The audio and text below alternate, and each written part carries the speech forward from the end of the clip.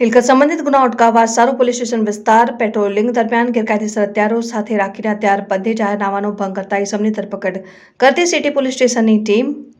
વડોદરા શહેરના police commissioner Shri Narsinh Kumar સાહેબ તથા એડિશનલ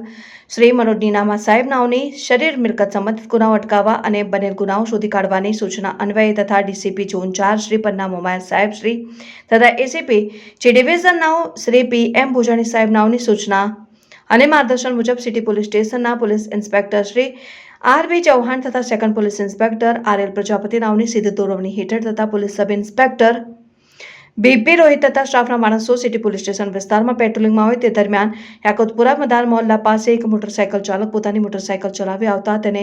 રોકી સદરી ઇસમની અંગઝડતી કરતા તેના કમરના નીચે પહેરેલ હાલ નાઇટ પેન્ટ ખિસ્સામાંથી 2 ધારદાર ચપ્પુ મળી આવેલ અને સદરી ઇસમની મોટરસાયકલ ચેક કરતા એક લોખંડની આશરે 3 ફૂટ લંબાઈની અને 4 ઇંચ જાડાઈવાળી લોખંડની પાઇપ મળી આવેલ જે ચપ્પુ તથા લોખંડની પાઇપ બાબતે પૂછતા કોઈ સંતોષકારક જવાબ આપતો ન હોય હત્યારો દ્વારા શરીર મિલકત સંબંધિત કોઈ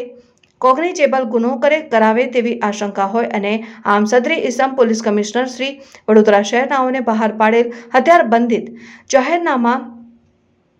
ભંગ કરેલ હોય ઇસમ વિરુદ્ધ જીપી એક્ટ મુજબ આગળની કાયદેસરની કાર્યવાહી હાથ ધરાય.